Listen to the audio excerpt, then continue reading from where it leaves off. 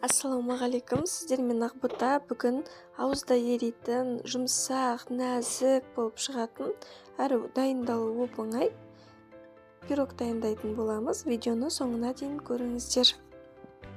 Алдымен қамырын жасап аламыз. Классикалық үлгідегі үкілмелі қамыр жасап аламыз. Ұнды електен өткіземіз. Оған маргаринді үккіштің көмегімен өткізе отырып, онымен араластырып, кружка жасап аламыз. Дайын болған кружкаға ванилин, тұз, қант, қопыстықышты салып, шанышқының көмегімен араластырып аламыз. Одан соң бір жұмыртқамызды қосып, оны да араластырып аламыз. Қамырымызға қаймақ салып, бір келкі етіп, илеп, шар жасап аламыз. Дайын болған қамырымызды екіге бөлеміз. Үлкен бөлігін астына, ал кішкентай бөлігін тағы да екіге бөліп, екі жгут жасап, диаметрі 24 формаға бортиктер жасайтын боламыз.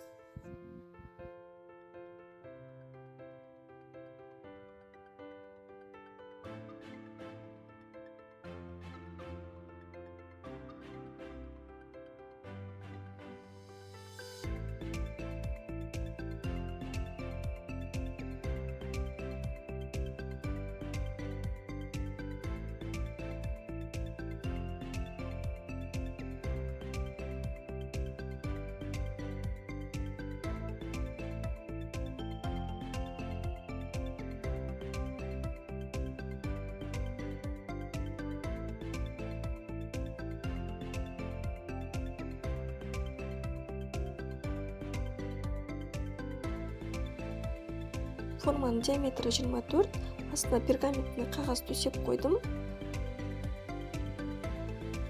Артық жерлерін қамырдың осылай алып тастаймыз.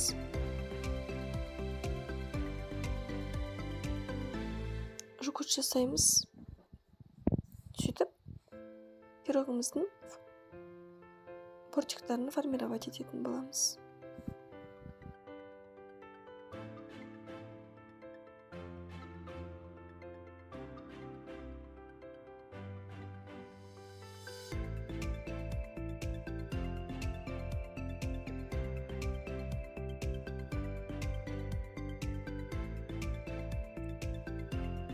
Пирогымыздың қамырын осылай шанышқымен тесіп шығамыз. Пирогымызды 25-30 минут 175-180 градуста пісіретін боламыз. Салмасын әзірлейміз. Қаймақ, қант, ванилин, 2 жұмыртқа, кукурузный крахмал барлығын жақсылап араластырып алатын боламыз.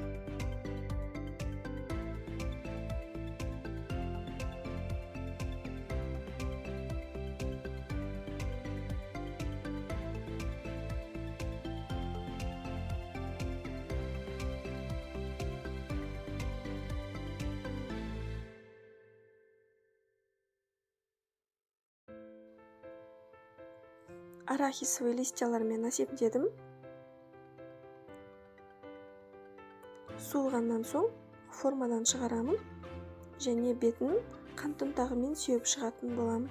Міндетті түрде дайындап көріңіздер. Жұмсақ, өте нәзік, дәмді болып шығады. Сіздерге және отбасыларыңызға ұнайтынына сенімдімін. Міндетті түрде дайындап көруге кеңес беремін. Видеоны соңына дейін көргендеріңізге рахмет. Егер сіздерге видео ұнаса, каналға тіркеліп, лайк басуды ұмытпаңыздар.